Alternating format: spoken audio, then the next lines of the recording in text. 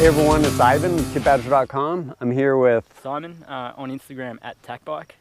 This guy's logged a ton of miles on the motorcycle, most of them over in Australia. He's over here visiting the States, cruising around, coming down the coast. I got him to stop by, do a little video for us, and logging all those miles, he's definitely learned some kind of tips and tricks with respect to kind of rigging, setting up, lashing down gear, especially on like backpack setup for riding a motorcycle. So I can show you guys how I organise my stuff. So the first pack I got, and the same pack that I've been using for the past 30,000 kilometres or whatever, how much I've done now, haven't been keeping too much track of it, is the 511 Rush 12. I got it in a black colour because it matches, you know, the black motorcycle jacket. As far as visibility goes, a lot of people have concerns that, you know, it's got to be high vis or whatever. So I've done a few modifications of my own custom choice that help. For example, with visibility, I've attached, it's just a Velcro patch, but it's got loops in it. You can hold shotgun shells, silooms or whatnot. But there's actually a strobe light here, and it's got 3 settings, bright, dim, and strobe. That can be used to obviously add visibility to your pack. Everything that I've got here, for example, this has been attached with a lanyard, so one of those clips that you have. So in the incident that, you know, through vibration it drops off, it doesn't actually fall off. So one thing that all motorcycle adventure riders should be carrying, especially for long range, is a first aid kit. I've actually attached I think it's made by Condor Outdoor, a first aid kit that you can actually attach with Velcro. So I attach it here. It's got just some very basic stuff in it, you know, scissors, Panadol, a lot of burn gel for, you know, in case motorcycle specific for burns. Obviously, if you touch the engine or whatnot. A few other things in there like gloves and all that. The gloves have, you know, multiple uses for if you're dealing with certain chemicals and substances. Anyway, so the pouch attaches to the Velcro and then closes on top like that. I normally have a first aid kit patch that I don't have at the moment, but that St. John's cross would be sitting here.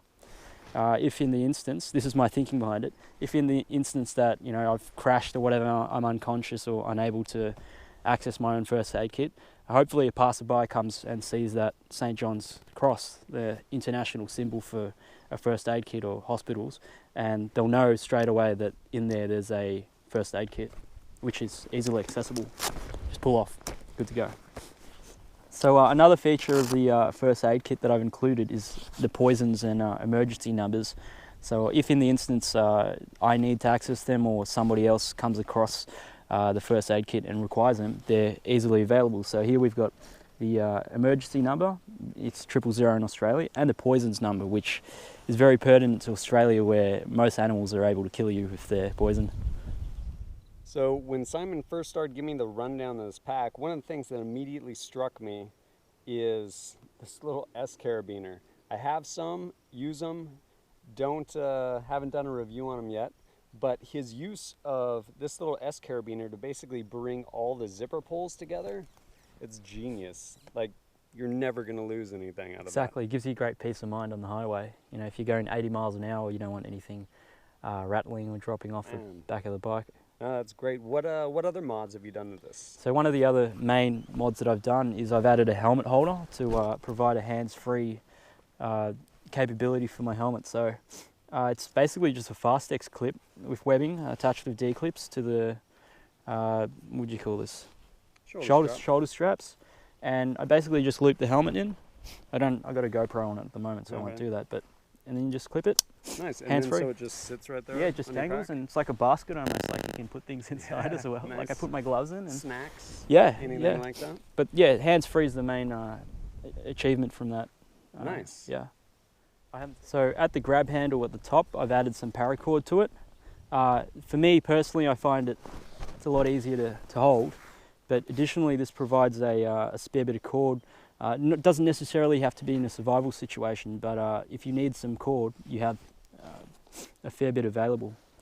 Another thing that I've added a lot of to the bag is cable ties or zip ties, which for motorcycle repairs or, you know, just bunching things together, it's very, very, very useful to have them around. So there's quite a few of different sizes around on the pack. Easily accessible, just pull them out, good to go. So another thing I've added to the bag is on the underside I've added, as a preventative measure, a bit of denim repair patches for jeans, which are basically iron-on, and just adds a little bit of strength and durability to the bottom of the bag. Now, one of the main features of a tactical type of bag like this for travel, for motorcycle riding, or just for everyday use, is number one, the durability of the pack in general. It'll deal with a lot more abuse than most of your other, not going to name any names of any brands, but a lot of the other travel type backpacks available won't be able to deal with anywhere near as much punishment as a tactical bag, a good quality one.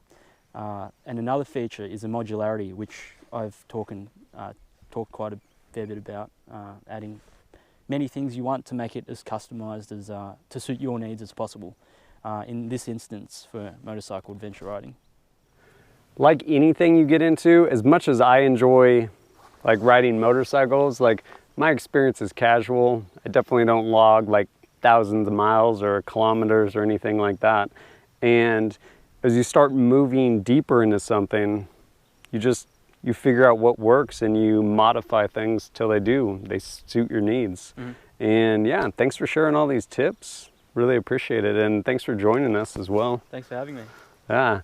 Simon with TacBike on Instagram. If you aren't following him, if you aren't one of his 56,000 followers, add yourself over there. A lot of really cool photos, a lot of really cool places. As always, thanks for joining us at kitbadger.com. Look forward to seeing you next time.